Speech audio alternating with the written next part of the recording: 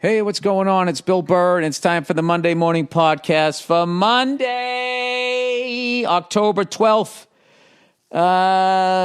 2020. What's going on? How are ya? Sorry the podcast is so late. I was traveling today, and I had my whole family with me, so I couldn't sneak off in the morning to try to knock it out. So my apologies to you. Woo-woo.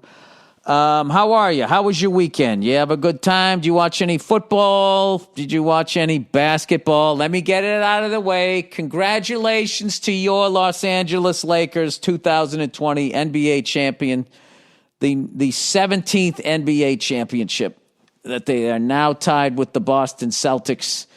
And we better get moving or they're going to pass us. But the Heat put up a great fight, all heart on that team. And, but they just didn't have enough firepower. The Lakers just came in that last game and they were just evident. I didn't see the game. I was working, but they were obviously like, fuck this, we're winning this. It just seemed like everybody was on. I heard they were up by 30 at one point. I imagine there was a lot of champagne was beginning to be drank by probably towards the end of the third quarter, which is always an exciting thing. So, good for them, happy for their fans and all that type of stuff, all right? Moving on. Speaking of exciting, all right, I got something exciting to talk about. How about those Cleveland Browns, huh? How exciting are the fucking Cleveland Browns? They're like my favorite team to watch right now because they were such an exciting team when there was Brian Sipe and the Cardiac Kids when I was a kid. And to watch now that I guess they got the new offense where they're letting Baker Mayfield roll out and watching him, getting on the same page with Odell Beckham. It sucks that Chubbs got hurt, but still, seemed like they had another guy. I forget because I watched him a few weeks ago. I think when they played the Cowboys. I forget who they played this week. Jesus Christ. I watched I think I watched the highlights of that. Obviously, I had the big gig Saturday night, so I was out late or just up late. I couldn't sleep for 2 nights in a row. I was so fucking psyched. But let me check the NFL scores out here, shall we? NFL scores. Here we go. What do we got? Fuck. I was taping that game. Goddamn fucking cunt. Chargers up 20-3 on the Saints. The fuck is going on? The Chargers are doing all right. Is that Herbert guy, Abe, whatever his name is? Tyrod Taylor gets his fucking lung punctured by a trainer. How the hell does that ever happen? He can't get his goddamn job back. Cowboys beat the Giants. The fucking Giants, man. Put up 34 points. They still haven't won. Tough times there. But I heard, what's his face? What the fuck is their name? Their quarterback's name, Dak or something like that. I heard he got hurt. That sucks. Speaking of hurt, the 49ers, they're so hurt they lost by almost fucking 30 points to the goddamn Dolphins. The Browns beat the Colts. That's my fucking team. I like watching the Browns and I like watching the Seahawks. It's so weird. Now that Tom Brady is gone and so many players have moved around, I like the Seahawks. It's weird. I loved the Seahawks when I was a kid. Jim Zorn, Steve Largent, David Craig, Kurt Warner, the original, Kenny Easley. Was that his name?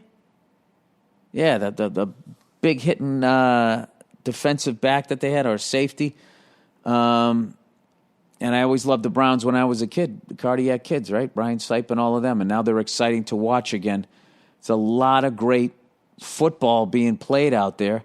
I wish the New England Patriots could quit sneezing on each other so maybe we could play a few games. We keep getting, I don't know what the fuck's going on with us. Where the hell are we? Is it already week 5? Is there anything faster than the NFL season? Bears beat the Buccaneers. Oh my God. Did you see what Brady's offensive line did to him on that one drive? Holy shit. They got like 3 holding calls in a row. It was like 2nd and 30-something.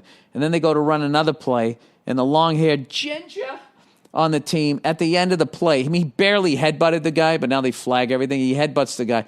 Dude, fucking Tom Brady yelled at that dude It was so satisfying because, I am the biggest Buccaneers fan now because they got Brady and Gronk. And I guess we're just going to keep getting COVID, so I don't know what the fuck we're doing this year. I obviously root for the Patriots first, but, it's Buccaneers second. If we don't win it, I want to see Tom get number 7. The Ravens looks like the first ones to shut down Joe Burrow. And what else happened around the league? I did watch the fourth quarter of your Las Vegas. How you doing, Raiders? I watched that game. That was a fun-ass game to watch. I caught it in the end. And I heard an amazing stat that this is only the third time in Patrick Mahomes' career he's lost by more than 7 points. I mean, Jesus Christ. If that guy isn't the next guy to wear the crown, I don't know who is. I mean, you're basically always in the game or blowing somebody out, essentially, or winning by a little. Come on, Bill. Say all the scenarios. What else? The Steelers, your Pittsburgh Steelers, 4-0, 5-0. What are they? 4-0, 5-0, I think. And then they say every time they get to that level, they've always won the Super Bowl. So we shall see. What else happened around the league? Oh, tomorrow the Bills play. I'm psyched to finally watch their quarterback there. What the fuck's his name? I don't know. My head's spinning from the weekend here, so I can't remember anybody's name here. Josh Allen. That's right. You get to see, I guess the next Kings reclaiming the AFC East, which is amazing because they had it before the Patriots started dominating. There was the Jets there for a minute with Bill Parcells, and the Jets also won once with Sexy Toes there. The guy was into feet. Rex Ryan. I don't know. All right, so I can't believe I just saw that fucking score, man. It was like my evening here. I was going to sit down and watch the goddamn game, whatever. It's still going to be fun. So, anyway, with that, what else is there to talk about? Let's just talk about SNL for a second. I just want to thank everybody over there. Laura Michaels and the entire cast and everybody that works there. I had the most fun. I had so much goddamn fun doing that show. I thought I was going to be an absolute wreck. I'm not going to lie to you. I was a nervous wreck on Sunday afternoon because I had run my monologue a couple of times and it wasn't working because I was putting it together. And how it always goes. But I had this big legendary show that I'm going to go do.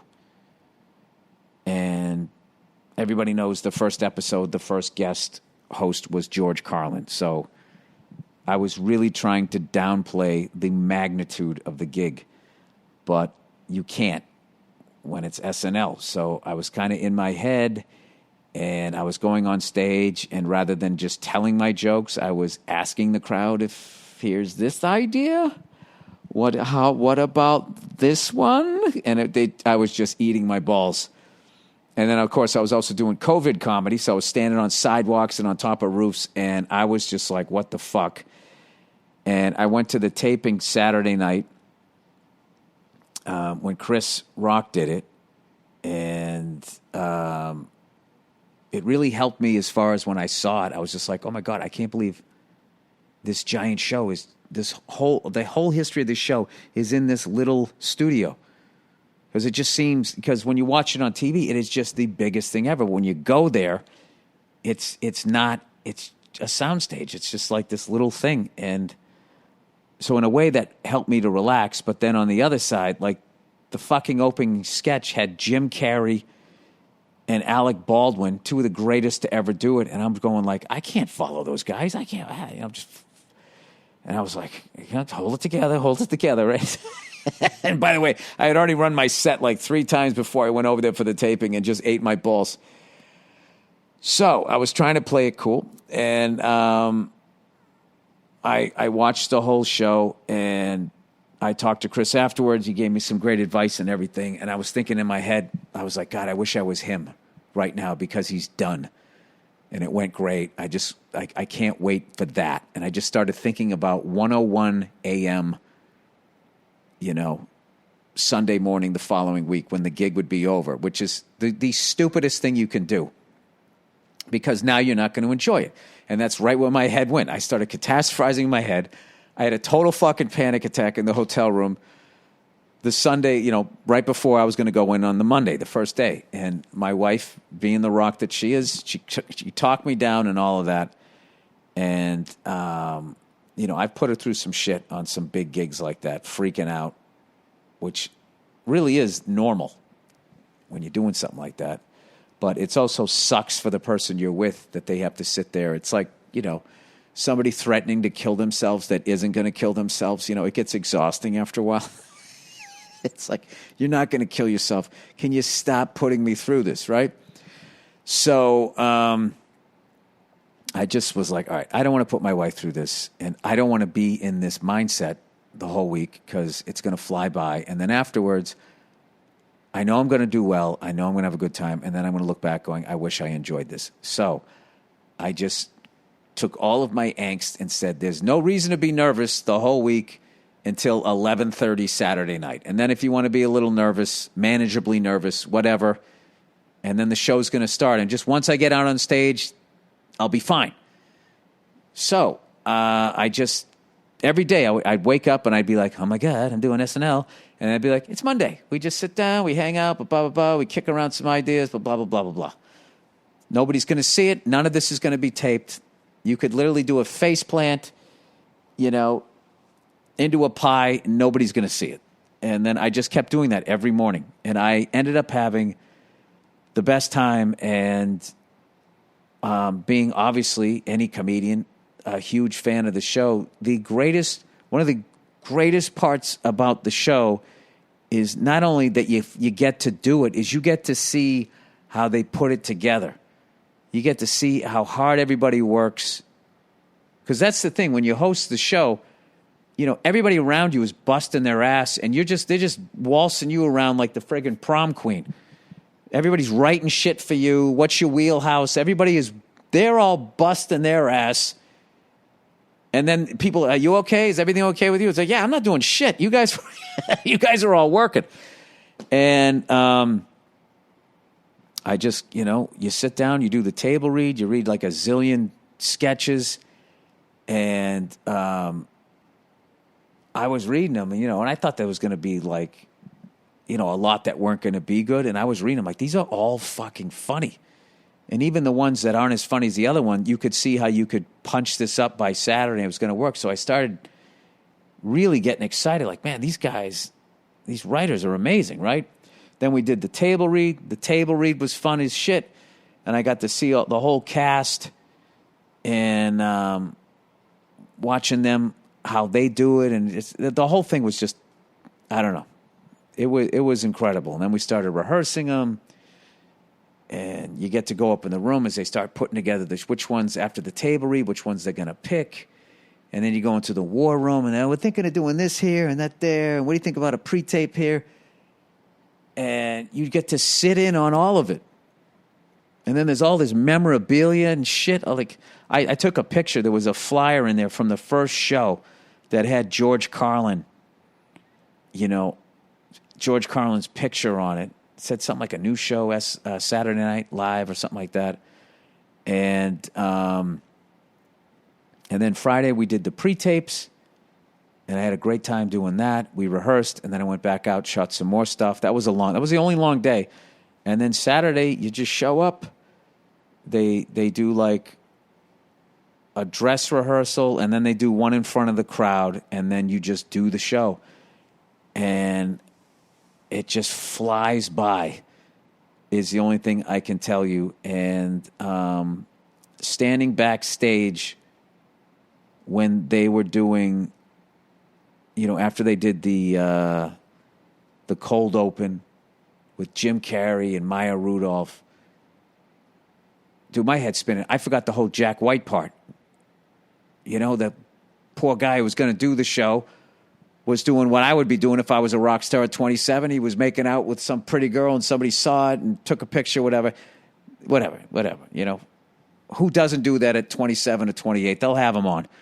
Just not this show. So then they added Jack White, and then Jack White came in, Like the show wasn't already exciting enough. He comes in, and I got to watch them rehearse.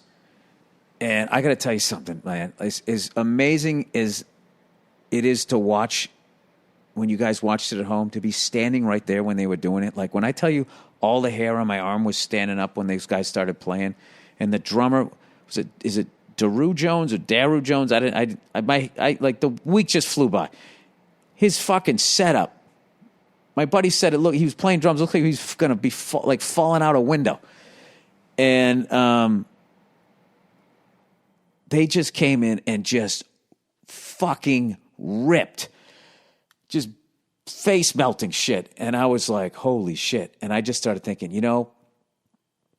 if I crush my monologue and I just do my part in these sketches and then Jack's going to do that twice, this is going to be a fucking killer show. And then when we did the dress rehearsal, there was there was so much shit in there for Eddie Van Halen, by the way. Like I didn't know that they were going to show the clip from when he came on, I think it was in 89, when his then wife Valerie Bertinelli hosted the show. So they had that clip, and we did the dress rehearsal in front of the crowd, and we were about ready to say goodnight. They played that clip, and I didn't know it was coming. And I like the emotion of that was just like, fuck. Like, what are the odds? Like, that I could get to say goodbye to this guy on this stage, man, it was crazy. So, and then the other thing was Jack was telling me that, for the longest time I remember seeing like Jack White is literally a guy who could have gone to Sears Roebuck and bought a fucking guitar and he'll make it sound better than, someone like me on a $10,000 guitar. He just can get that sound. He's just, like, I can't even describe like his whole vibe. It's like he's like a time traveler. It's like he's from now, but you also feel like you're talking to somebody from the 1930s in like the best way. And he goes on stage, and it's like he's like fucking possessed. And I got so much out of watching him, even in the rehearsal, where it reminded me of a story. I remember here, Chris Layton, Stevie Ray Vaughan's drummer, was talking about where Stevie was talking about some guitar lick, and they were on the tour bus. And when he played it, he still played it like he was in front of 30,000 people. He didn't half-ass it. Like, he had a musical idea, and he just fucking only knew one way to do it. Like, Jack White and his band had that vibe. And I don't know why, but I always grab it. I think just because I've always loved music, I learned so much as a comic watching musicians, if that makes any fucking sense. It was like when I was telling you when I watched that Herbie Hancock thing. He told that story about Miles Davis going, don't play the butter notes or whatever. And I was like, I know what that means comedically. That means go on stage and say what the fuck you want to say. Don't ask the crowd if it's funny. Tell them it's funny. If they don't like it, fuck them. That's what it is. And also, take risks. Get outside your comfort zone. All of that. And I don't know why. Maybe just because I've watched so much stand-up, after a while, you just sort of like get a little numb to it, that I have to see I have to learn stand-up lessons through musicians. It's really weird. So, anyway, I don't even know where the fuck I am. So we go out to go do the show, and I got to tell you, when you're standing back there, like, ready to go on, man, it is just like, I don't even know. There's no way to describe it. It just, you know what I kept doing? I kept standing on that stage whenever I could, because I was looking at it, getting butterflies. And I was like, I need to keep standing up here, talking to cameramen and shit while I'm on this stage. I have to get comfortable here, or this isn't going to work. And I kept doing that. And, of course, I'm a big fan of Sean Pelton, the drummer there. I got to meet him. He was such a nice guy. He gave me a drumstick, which is fucking awesome. So, and he was a nice guy, and I talked to him, got to know him a little bit. So when I came out to do the monologue, I looked at him, and he was having a good time, big smile, really helped me out. So thanks to him. And then now I have to give a shout out to Lauren and just everybody over there. And then all of these amazing comedic actors that, what do you call it? I think that's the right word, comedic actors. Beck Bennett, Michael Che, Pete Davidson, of course. Mikey Day, Heidi Gardner. She was fucking hilarious. She wrote these 2 killer sketches that didn't quite make the show. I hope they do them in the future because they were great. Colin Jost, Kate McKinnon, who is the king over there. She's just fucking... I was watching her and I'm literally like, all she needs to get... somebody just has to write her, just give her the Oscar part and she's going to go get it. She was like I learned so much from her. And Alex Moffat, Kyle Mooney, had a great time with those guys. You know, Beck and Pete and Mikey Day, we got to do the politically correct, you know, Don Pauly, all of that. We had such a good time. Where else? Who else? Ego, Chris Red. They wrote me some great stuff. Keenan Thompson was just amazing. Calming force to be around, and he's fucking hilarious. He's just a fucking great dude. Punky Johnson, you know, last time I saw her, we were fucking hanging out at the, and she's amazing. She was like, you know, everybody's favorite down at the Comedy Store, and she also worked at the Comedy Store, so she'd be like behind the bar, you know, getting drinks for the crowd, and then going up on stage crushing it. You know, the typical... you know, comic coming up. And I can't tell you how happy everybody was at the Comedy Store when she got SNL. It was like the same thing like when Melissa Villaseñor got it. Bowen Yang, I got to know him. All of them they were so great and so generous in all of the sketches that like it basically, once you do the monologue, you can then just sort of hide in their talent, you know, and just deliver your lines. Oh, Jesus. Me trying to fucking read out loud and trying to get the hang of it's the top card because they lift it up and then you can see the bottom card. Don't read that shit until they put it up there because I kept stepping on people's lines. But like I said, I just want to thank everybody over there for getting me through it. And Lauren gave me like the perfect advice for my monologue after dress rehearsal. He said, just make sure you take the time to tell people thank you and that because I was kind of just jumping into my set a little too quickly, you know, because I wanted to get to the first joke, get to the first laugh, rookie moves. But I mean, you revert back to your rookie mistakes when you get into something that's as big as that. But my overall takeaway from that show was it's the most exciting, fun gig I've ever done since I got into show business. I still can't believe that I got to do it. I still can't believe it went that well. And I just can't believe how much fun it was because I was so fucking nervous when, you know, I was initially supposed to do it in April and then the COVID thing happened. And I'm not going to lie to you, like, I think I was more excited that it got canceled than I was bummed because I was definitely bummed out. But I was also like, oh, thank God that fucking...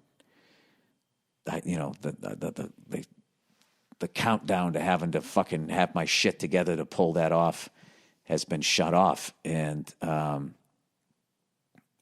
you know, I don't know the whole thing worked out because of everybody over there at the show. So fooled them again, got away with it. And I also got to thank the Comedy Cellar, Stand Up New York and New York Comedy Club, for all the stage time you guys gave me that week, getting ready to do it. And also for Keith Robinson for heckling me while I was doing my monologue, having no respect for the fact that I had this level of a high-pressure gig, and it just put me in a stupid mood. Like, Keith has like this sage thing about him. He probably saw that I was a little tight, or he was just being his usual asshole self. Like, I don't give a fuck that you're doing your monologue, stupid. I don't like your jokes. So it was, that was a hell of an experience. I'll never forget it. And then after it was over, you know, you're standing on that stage realizing how it goes by so goddamn fast. I know at one point when I was changing, when I saw a picture of me with the SNL thing and the band was playing, I got that's when it really hit me. I was like, I can't, like, this is real. Like, I'm on this fucking show. It was nuts. And then in the end, you get to say goodnight. I got to say, rest in peace, Eddie Van Halen. They got me a Van Halen t-shirt. And, also, Jack White, I forgot. He was, the subtle nods to Eddie was, I didn't even finish the story about Jack, how he used to just play like these little store-bought, he used to make guitars and stuff for himself. Like, I don't even know. But he had the Eddie Van Halen Wolfgang model, which was the name of Eddie's son, and that's Eddie's company. He named the guitar after his son because he's the greatest dad ever, right? Not only the greatest guitarist, great. I mean, if you do that for your kid, you know you're all in, right? So, and Jack was showing me like the whole setup of it and everything, and you know, no one's going to go on stage and play a Van Halen song because you're not going to do it like Eddie. But there was one point with a song where they brought it down, and just for the perfect amount, 6 to 8 seconds, 10 seconds or whatever, Jack did a little tap on solo, just this totally coolest little tip of the cap to Eddie, and then went right back in to, and now this is how I do it. And then they showed that video, and then I got to wear the Van Halen t-shirt, say, Eddie, rest in peace. I just thought, you know, when a guy like that of that magnitude passes, that a show that legendary, to give him his due, it was so humbling to be a part of that. So, yeah. Crazy, crazy, crazy, crazy. So with that, there you go. Let's see here. Let's read some advertising here. All right, what do we got? Oh, we got Simply Safe, everybody. Simply Safe. Okay, here's the thing about home security companies. Most trap you with high prices, tricky contracts, and lousy customer support. So while there are a lot of options out there, there's only one no-brainer. Simply Safe. Simply Safe's got everything you need to protect your home with none of the drawbacks of traditional home security. It's got an arsenal of sensors and cameras to blanket every room, window, and door tailored specifically for your home.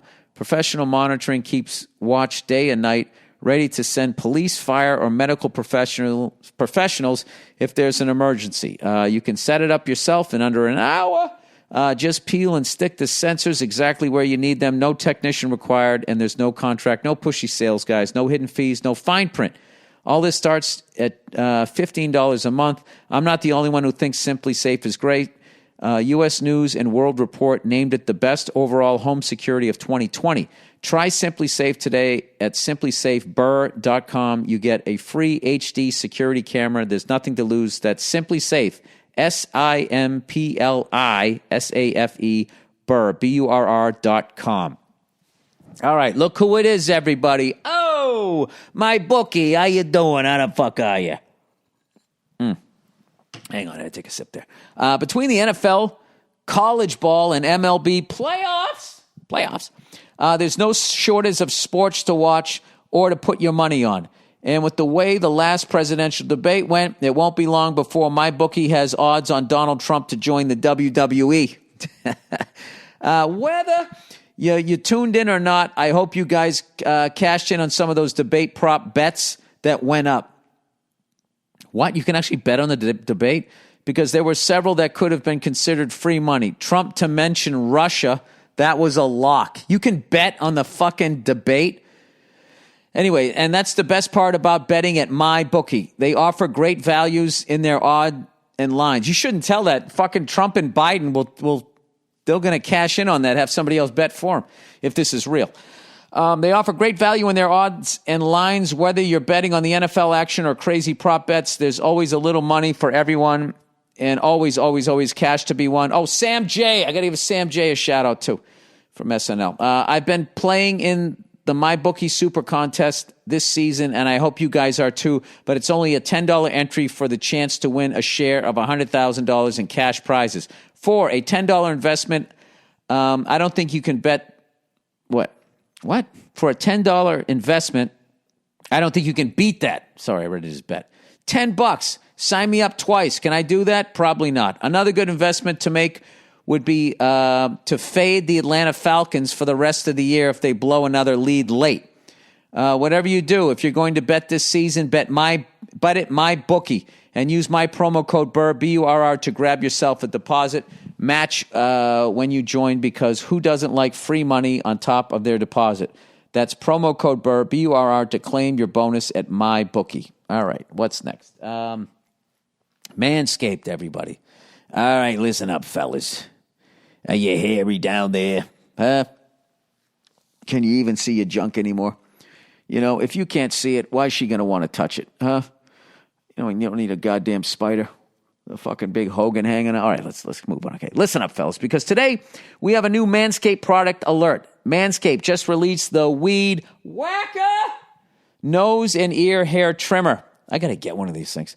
Take a look in the mirror, and I guarantee you'll see hairs sticking out of those holes. It's time to keep your ear and nose hair looking as nice as your clean-shaven pubes. Yeah, because I'll tell you right now, if you got shit coming out of your ears and your nose, nobody's listening to what the fuck you're saying. All right, your sales pitch is out the window. Manscaped is forever changing the grooming game with their Weed Whacker. This nose and ear hair trimmer provides proprietary skin-safe technology which helps prevent nicks, snags, and tugs in those delicate holes. The premium Manscaped Weed Whacker uses a 9,000 RPM motor-powered 360-degree rotary dual-blade system. Its intelligently contoured design enhances the trimming experience, and it is waterproof, which makes it easy. Makes for easy operation and cleaning. The only nose hairs trimmer on the market with a powerful and rechargeable lithium-ion battery that lasts up to 90 minutes of use. Have you ever pulled your nose hair out with your fingers? I've done that. That might hurt worse than nicking your balls. You know what? I'll tell you what. The nose hair makes your eyes water more. You know, your balls just makes you crumple to your knees. Manscaped is whacking your weeds makes whacking your weeds a time to look forward to, delivering maximum confidence while providing hygiene. Yes, you will get a replaceable blade every 3 months to keep your weed whacking time clean and enjoyable. Look, fellas, 79% of partners polled admitted that long nose hair is a major turnoff. It's time to upgrade your Manscaped routine with the Weed Whacker. Get 20% off plus free shipping with the code BURR20 at manscaped.com. Thank you, Manscaped, for keeping our pubes trimmed and the hairs in our holes looking nice. Get 20% off free shipping with the code BURR, B-U-R-R, at manscaped.com. That's 20% off with free shipping at manscaped.com. And use the promo code BURR20. What are you waiting for? Go whack your weeds. All right. What's next? Stamps.com, everybody. Holy shit, Stamps.com. The holiday season, doobie-doobie-doo, is coming right up. I'm going to make some pumpkin bread because the rest of my year is easy. The holiday season, more people will be mailing stuff than ever before. That means the post office is going to be busy. You don't got time for that shit. Stamps.com brings the post office right to you, and now UPS shipping right into your computer.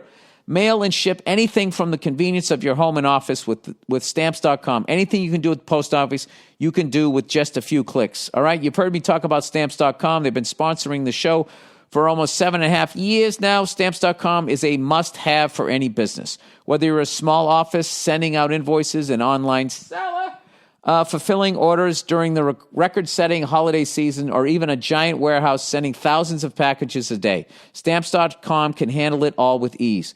With Stamps.com, you get 5 cents off every first-class stamp and up to 40% off priority mail and up to 62% off UPS shipping rates. Stamps.com is a no-brainer, saving you time and money.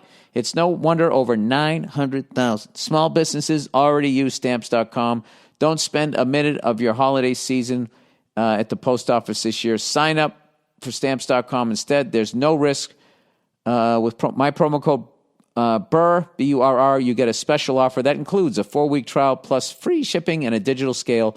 No long-term commitments or contracts. Just go to Stamps.com, click on the microphone at the top of the homepage, and type in Burr. That's Stamps.com, enter Burr. Stamps.com. Never go to the post office again. All right? Okay. To the podcast here. All right. Modern scam. All right, so last podcast, I think I was talking to you about scams out there to look out for, right? Well, here we go. Here's some more modern scams. And if you guys know scams that are out there, please give everybody the heads up. I love this. Modern scam.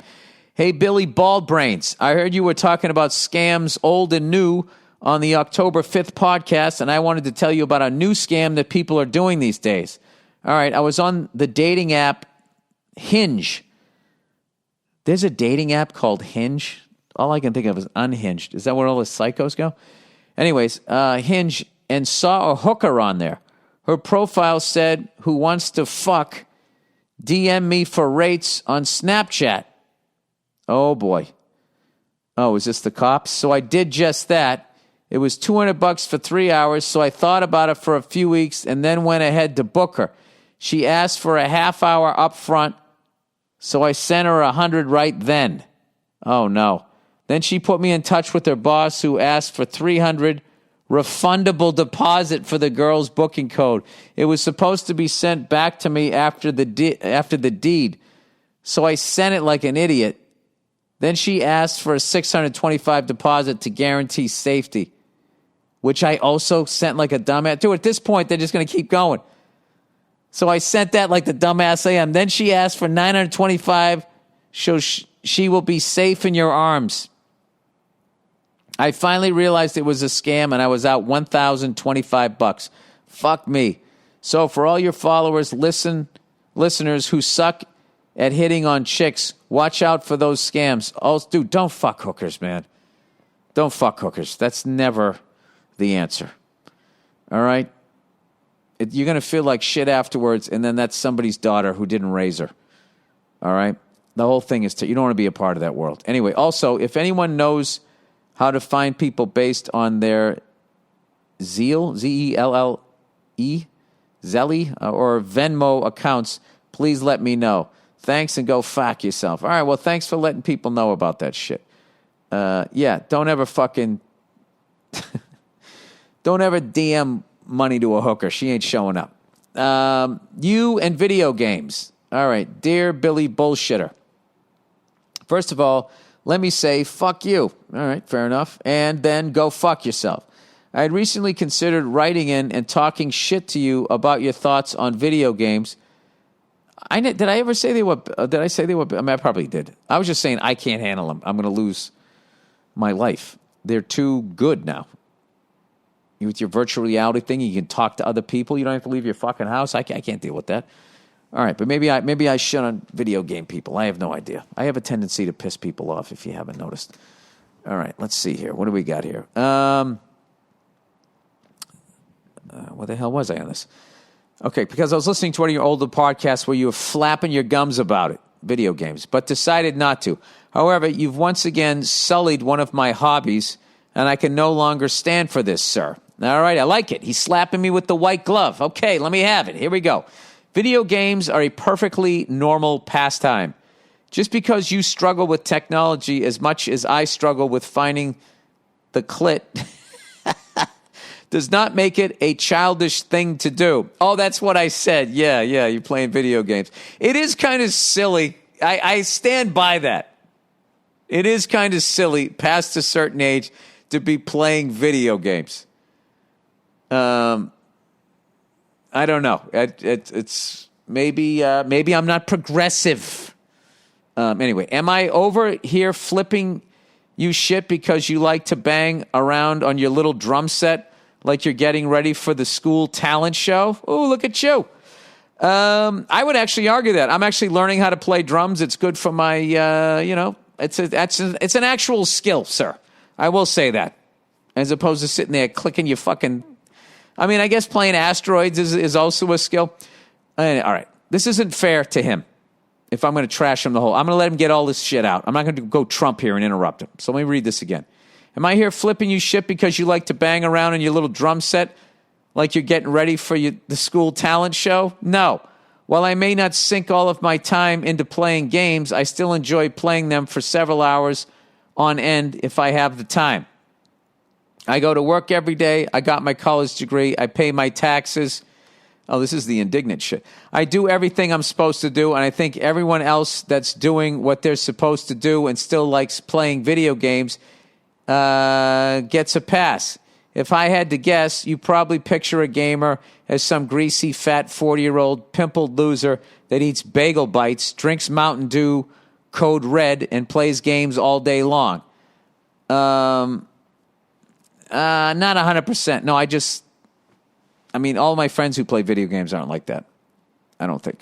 Anyway, yes, those people need to grow up, but not us industrious, hardworking people. You fucking asshole.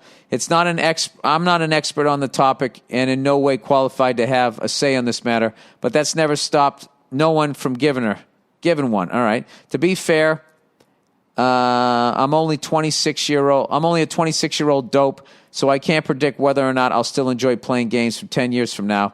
But I have to strike while the iron is hot and stick up for people because out of my own arrogance, I'm somehow that important. Dude, you're crushing with the self-deprecation because now I can't trash your back. That's tremendous.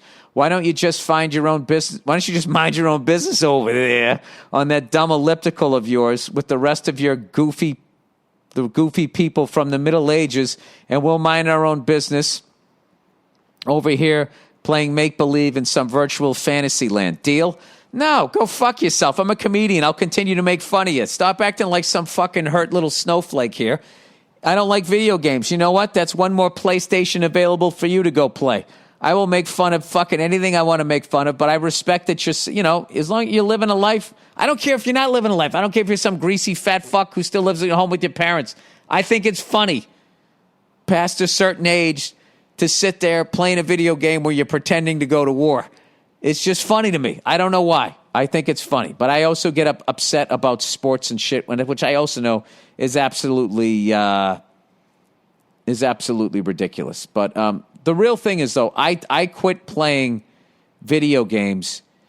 I was older than this 26-year-old guy. I was like in my early 30s, and I was playing Grand Theft Auto 3 and Siphon Filter 2.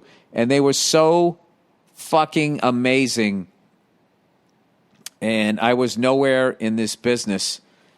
And rather than working on jokes and shit like that, I was sitting there. Maybe just being a stand-up comic where you have the whole day off, where you can either write a screenplay or play fucking 8 hours of going on vigilante, like, shooting sprees. Medal of Honor was another one.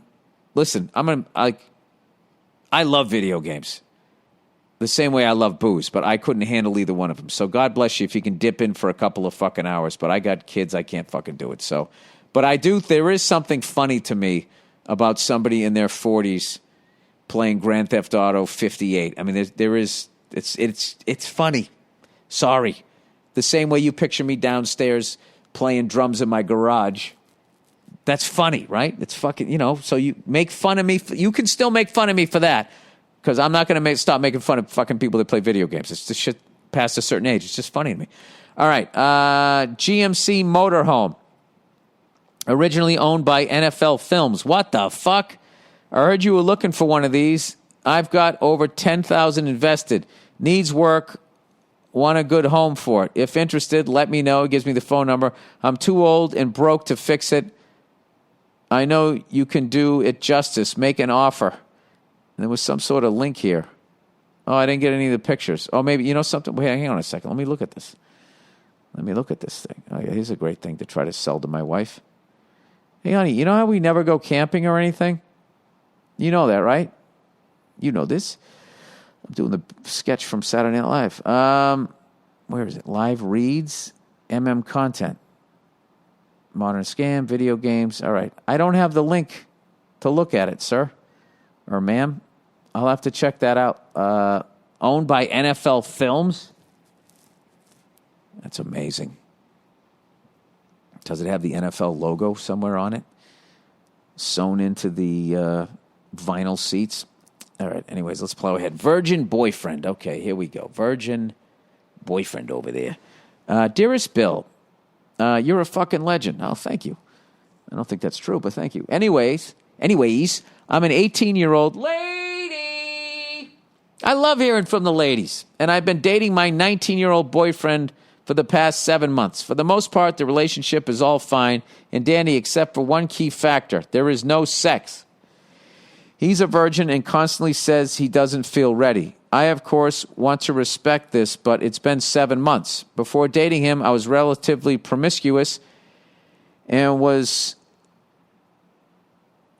I guess, having sex far more regularly than this. I have no shame in saying I enjoy sex, nor should you. Don't let fucking people, the church or guys or any of that, fuck that. Go out and have your fun, be safe, as long as you're having a good time. Hence, this is kind of a dilemma I find myself in now. This sounds grossly narcissistic, but it's quite evident I'm way out of his league. No, maybe you just know your value. I mean, you've been waiting around 7 months. What the fuck? Okay, I got some opinions on this. Let me finish this. I constantly have guys throwing themselves at me, and it's going to be hard to resist not hooking up with these fine men when I'm being deprived of a sexual relationship with my boyfriend. I'd feel horrible of giving him an ultimatum of sex or we break up, but I don't know what else to do. Please enlighten me with your grown man wisdom. Go consensually fuck yourself. I think you need to find out why. There's a number of different roads this could go. Okay? He could have been molested. He could have had some religious upbringing that shamed him. He could be gay. There's a bunch of things, but I think you need to clear the air, and he needs to start actively talking about, other than just saying, I'm not ready yet. He's not even kissing you. Like, he needs to, if he's going to keep you, he needs to start actively communicating with you, maybe talking to somebody and figure out what's going on with him. And then all you have to do is see what your feelings are for this person. Do you want to hang around and for this person to undo whatever the fuck their problem is? Because, the reality is when you're single and you're trying to find out who you're supposed to be with, you're 18 years old. I don't know. Are you going to marry this guy? Like, I don't know. You got to be selfish in a way. But you also shouldn't be hurting people. I would try to help this person. As far as try to get them to open up and give them some avenues to open up. And as they open up, it's only fair that you open up. And you don't have to do the ultimatum, but you just have to say, hey, I got needs too, and I'm attracted to you, and I would like to get on with this. I don't say it that quickly, but you know what I mean, in a nice way. But you shouldn't feel bad about any of the feelings that you're having. And he shouldn't feel ashamed of what he's feeling about. You guys just need to talk about it. And you need to set some sort of game plan that you can both live with to try to move it ahead.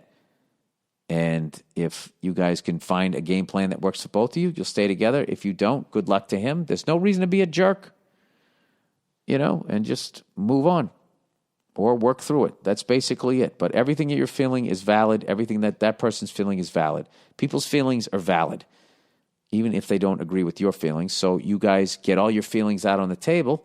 You look at all the cards. You try to figure it out. If you can, you do. If you can't, you don't. But there's no hard feelings. Right? That's the most adult way to do it. So good luck with that. And, you seem like a really cool person. All right, here we go. Okay, dumb work experiences. Okay, we got a little trend going on. Here we go. Dumb experiences. Dear Billy No Booze, I own a small boutique liquor store in Denver. I have a terrific, loyal customer base, but every now and then I get guests that are not used to our style of shop. You can see it in their face. I swear to God, I don't know why, I was just thinking of this sketch that I wanted, that I thought was, not every sketch makes the show, and I was just thinking how that would have played out. Sorry, let me go back so I can actually pay attention. I own a small boutique liquor store in Denver. I have a terrific, loyal customer base, but every now and then I get guests that are not used to our style of shop. You can see it in the face the moment they walk in. They are expecting a regular old packaged liquor store. That's a great name. That's what they called it back when I was a kid, going down to the Packy. It's a beautiful shop with 600 different craft beers, 200 wines, 70 bourbons, etc., etc. Yeah, this is for connoisseurs of alcohol. And somebody's coming in, trying to buy a 12 of fucking Bud Light, kid. Here I am. Here are my dumbfounded encounters I have had in the 3 years since I bought the shop. I think that would be such a cool thing to own. A little boutique liquor store that has all this high-end booze. I always thought that would be fucking cool. Number one, just a couple weeks ago, a woman about 50 years old or so came in and said, I was sent here to buy some blow. I responded, I'm sorry, what was that? She put her fingers to her mouth as if she was going to smoke a cigarette. I said, do you mean weed? She had a tepid look on her face like I was her parent and quietly said, yes. Ma'am, there is a dispensary at the end of the block, and don't ask them for blow. Just tell them you need some weed. Oh, that's hilarious. That's clearly not a drug user. Was sent there by somebody who's maybe too fucked up. Oh, boutique liquor store. Here's another dumb question. Oh, this is right. Top 5 stupid questions. This is what the segment is. The top 5, if you work for the public, deal with the public in your job. The top 5 dumb questions. And I threw myself under the bus for the park ranger out in Joshua Tree. I went out to Joshua Tree and asked a park ranger, where is the Joshua Tree? Don't ask him that. There's a bunch of... That's like being in Massachusetts saying, where is the oak tree? Okay, number 2, do you sell Scotch tape? Number 3, do you have any whiskey? I have an entire wall of whiskey. It's the first thing you see when you walk in the door. Number 4, is this a real store? I will never forget this question. That's probably somebody just always goes to Costco.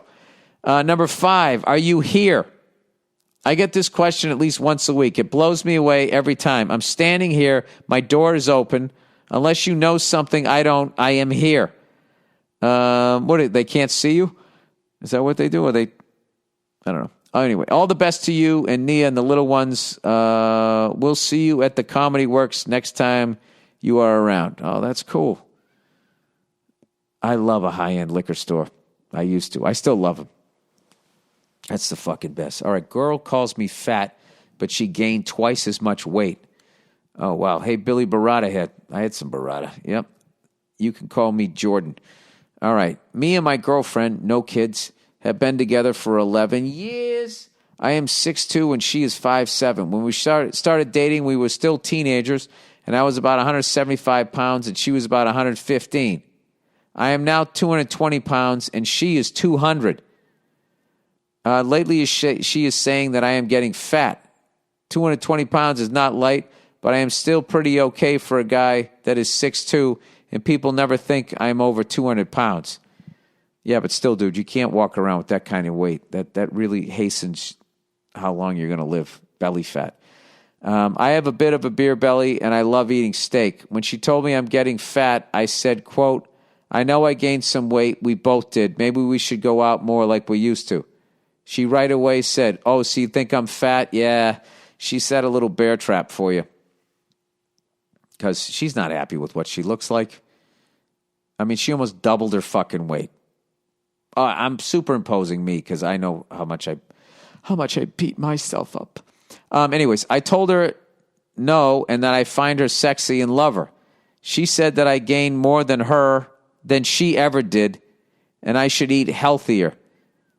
Oh, my God. Yeah, see what she's projecting here. She's basically saying a bunch of shit to you, and then you can't say any shit back to her. Oh, so you think I'm fat? You should have been like, you just said that I'm fat. You just said I'm getting fat. You know, you think I'm fat? Yeah, you're fat. I'm fat. We're fat. We need to do something about this shit. Anyway, I told her, no, I didn't find, I think she's sexy and I love her. She said that I gained more. But dude, all right. If you're going to marry her and have kids, if she's already like fucking 50 pounds overweight, there's a lot of health risks to that, I believe. She said that I gained more than she ever did and I should eat healthier. This is coming from someone who prefers McDonald's over a steakhouse. Yeah, she's in it. She has the addiction right now. Is when you eat this fucking food that they have in this country, The same way a drug addict doesn't want to do drugs, the sickness just takes over. You can literally get that sickness craving sugar and salt and bad food. Speaking of that, did you see Ireland Subway sandwiches? That fucking in Ireland, they are saying they are not legally allowing Subway to say that their bread is bread because there's so much sugar in it, it's not bread anymore. And you watch these fucking assholes at Subway, rather than stop serving that fucking sugary shit, they're going to go after politicians and line their fucking pockets so they can still call it bread. It's fucking unbelievable. Unbelievable. But it's funny, they'd have more chances of getting in trouble if they told jokes. Anyways, I said, knowing the numbers, I think you gained a little more, but that's fine. Like I said, you are sexy, and I want you and love you. You said that after you said the other shit? I'm sure she wasn't happy with that. Maybe we should just both go out more and have more fun, if you know what I mean. Since then, our sex life dropped to an all-time low, and I feel like she doesn't feel attracted to me anymore. Also, weight has never been an issue before. Since then, I lost about 15 pounds. Good man. She didn't even notice or won't say anything about it, at least. Yeah, she might be feeling bad about herself, and she's taking it out on you. It seems she's still gaining weight. It's starting to hang around her belly and hips. Whether I try to talk to her about my feelings or our sex life, she gets really defensive and mad, and I don't know what to do about it anymore. I love this woman to death and just want to be happy together, fat or not, although I prefer at least to be healthy. What would Billy Bald Balls do? Please help. Thank you, and go fuck yourself. I would just say to her, just tell her you need to talk, and I would sit down and tell her that you love her and that you want to be with her. But, you know, like any relationship, there comes times we have to sit down and talk, and this is one of them. And I would just tell her how you're feeling and just tell her what you want to do and how it makes you feel when the sex life. It's like you told me that I was getting fat, and then we had that conversation, and now you're not having sex with me. I feel like you're not attracted to me anymore. Is that the truth? Is that the case? I would say. And then listen to what she says. And then you just basically have to tell her what you would like the two of you to do, which is to live a more healthy lifestyle. I want to live a more healthy lifestyle with you. And see what she says. And just tell her how you're feeling and tell her what you want and what you want the two of you to do. And leave it at that. And if she gets upset and she cries and do all of that type of stuff, just remain calm. Say, I'm not trying to hurt you. I'm not insulting you. I just feel like we need to communicate here. I feel like there's something going on. I'm open to all options, and see how that goes. And if she, I really think that she sort of just, I don't think she's happy with herself. And I don't think it's you. I think it's her. And, you know, it's a hard fucking road when you're on a road you don't want to be on and you don't know how to get off of it. It makes you hate yourself, and then you're ashamed of yourself, and then the walls come up, and then you can lash out at people and stuff like that.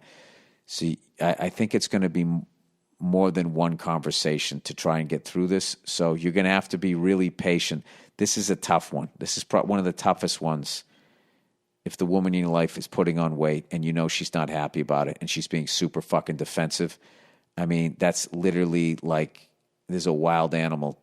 I saw this one, there was a fucking mountain lion stuck in a bear trap, and these guys were trying to free it while this thing was trying to fucking defend itself. It's like, I'm trying to help you, and the mountain lion didn't understand it, is essentially what you're dealing with here.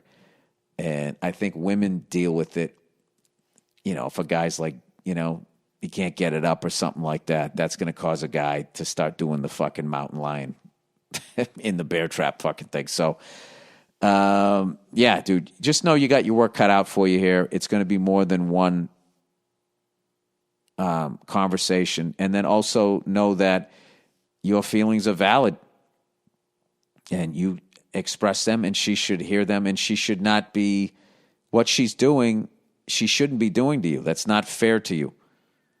All right? And she's hurting herself by continuing to gain weight. It's not going to be, you can eat your way into being a diabetic and that whole fucking nightmare. Or you can just turn the ship around now while you're young. And you know, it's a great thing to do. Like, me and my wife just started getting back into like working out together, which is fucking awesome. Just basically going for walks. And once you have kids, you know, it's hard. You don't have a lot of time, but it's a great bonding thing. Like, all right, let's do this. And she pushes me, I push her, or whatever. And it's a fun, it can be a real fun thing to do. You just gotta, you know, try and sell them on it. That's all. So anyways, all right. Okay. That's the podcast. What a weekend. Thank you guys. I didn't even thank you guys. My head's spinning so much. Thank you guys for tuning in and watching. I stayed offline because I need to just stay level. You know what I mean? I can't be reading a bunch of good shit. I can't be reading a bunch of negative shit. I did what I did. Some people like it. Some people don't. You know, there's a million comics out there. If you like it, keep watching me. If you don't like it, don't watch me. I understand. No big deal. So I haven't, but I just really appreciate like all the emails that I got, how excited and happy you guys were for me.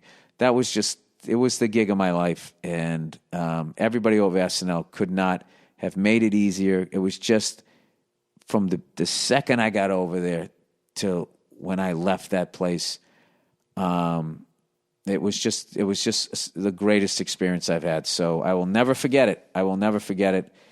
And I will be watching next week. Issa Rae is up next. And I saw a few of the hosts they got coming up after that. It just keeps getting better.